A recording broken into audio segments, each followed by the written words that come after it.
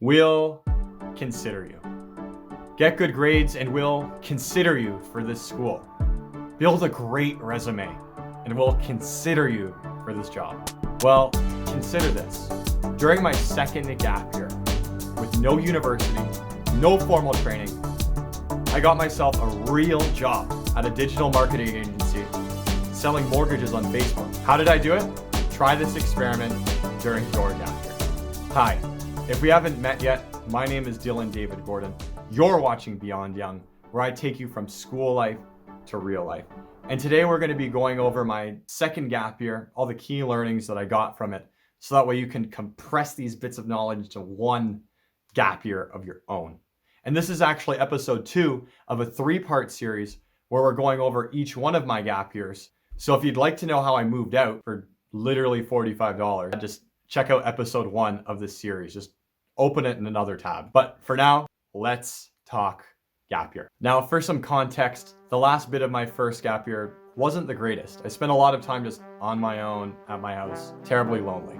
But then come summer, I got my own car, returned to my landscaping job, and had a very clear realization. I can't be 80 years old digging holes. Yes, the job is fun, but I need to find a way out of this. And I knew the way out was marketing. I'd been scheming different t-shirt companies. I was while digging holes, coming up with ways to help the owner grow their business. And I just knew marketing was my next step. That was the next step I had to take to get out of landscaping.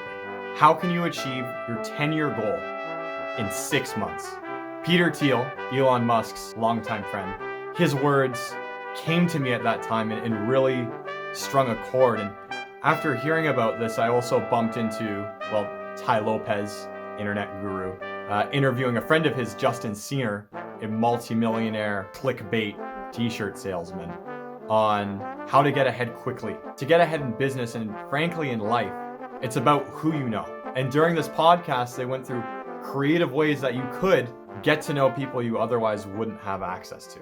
And it comes down to understanding this. When sending out resumes or sending out emails to someone you might want to network with, the reality is that email, that communication is going to get captured by a gatekeeper. The secretary is going to vet you before passing you on to that important person that you want to meet. And if you're not qualified or frankly just boring, they're going to save their boss's time by just throwing your request into the garbage. So what are some creative ways, as someone with no experience and no existing connections, how can you sidestep this gatekeeper and speak directly to the person that you'd like to meet? Some examples that Ty and Justin had come up with was, sending a gift. So let's say you wanted to meet this particular artist. You're really inspired by their work. What you could do is send them a wrapped gift, make it look like it's from a friend, and then when it gets to their secretary isn't going to open their gift. That would be ridiculous. So they just give it directly to them. And inside, you have your resume, or maybe some very personal gifts, something to show that you've done some research into them and their company. As sending a wrapped present is one way of getting directly into that person's head, which is amazing. Now, another way of getting around the gatekeeper, so to speak, is using those cyber stalking skills and finding someone's personal email. So again, instead of emailing them through their business, so at creativecompany.co, going and finding the owner's Hotmail is also a really great way of getting into someone's head, so that way you are on their radar. What's something you're interested in? And what's a creative way that you could go about meeting someone inside of that industry? Just let me know in the comments. Here's what I did to break into the marketing industry as a 19-year-old with no formal training and no university. On my way to and from work, again, I was landscaping, we would go past this marketing firm that had a big M in the front of it, and I knew I wanted to work there. So little me, he was quite conniving. I did what any normal person would do when they want to work somewhere. I surrounded the office with posters of my face. Now, they weren't just any posters. They were well-crafted pieces of like propaganda to get the owner's attention.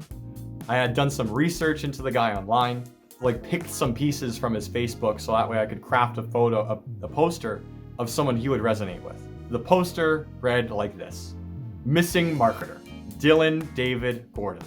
Charming, tenacious, and outright adorable, with a big photo of me on the front, outside of his office, saying help. And with that poster, I proceeded to surround his office with them, over top of signs, on trees. And the best spot, I still remember doing this, was putting a poster inside of his mailbox and then proceeding to duct tape over top of his mailbox. So that way there was no way I would have gone unnoticed.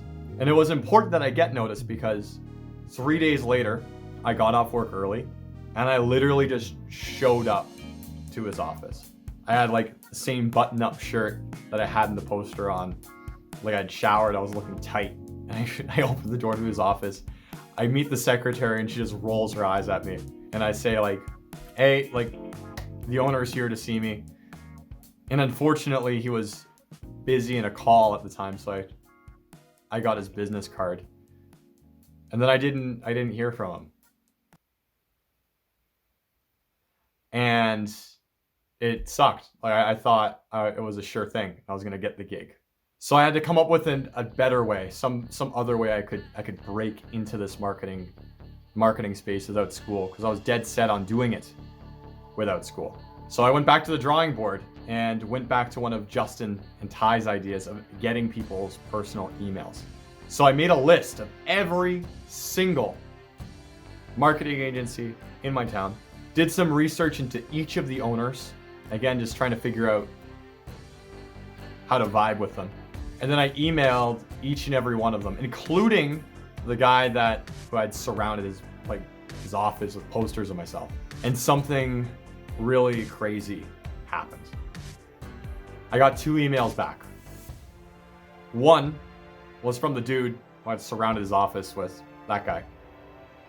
Then we booked a time to meet for like an hour. It turns out he had sent me an email and I literally just missed it because I never checked my email. Yeah, so we met in person and that was great.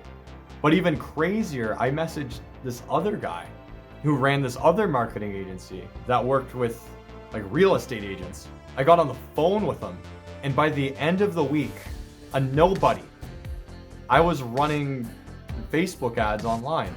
I was like 19 years old, 20 years old, and I was managing like Facebook ad accounts that were doing like thousands of dollars in ad spend every single month.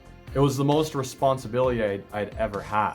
I got that not from getting good grades in school, not from having a really stellar resume, but from just asking.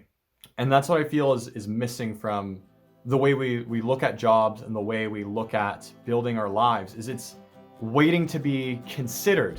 Everyone waits to be chosen for the job versus kicking down the door, making yourself heard and making yourself noticed for it. So yeah, you're just graduating high school. You got no experience. You're in terms of the world, you're a nobody. So you've got nothing to lose. Whatever job you're looking for, whatever your interests are, just start reaching out to people already in the space and trying to make things happen. If you do this during your gap year, you'll have stories that none of your friends going to university will ever have, frankly. So during my second gap year, I realized how quickly you can make things happen when you want them to happen. When you're moving so quick, you really need solid roots. So if you'd like to see how I started growing my roots, finish the rest of the series. It's up here. You can also see the first video too if you haven't already. I wrote you a book as well. Thank you so much for watching to the end. I wrote you a book. It's called 3 Steps for an Awesome Gap Year. You can find it in the description.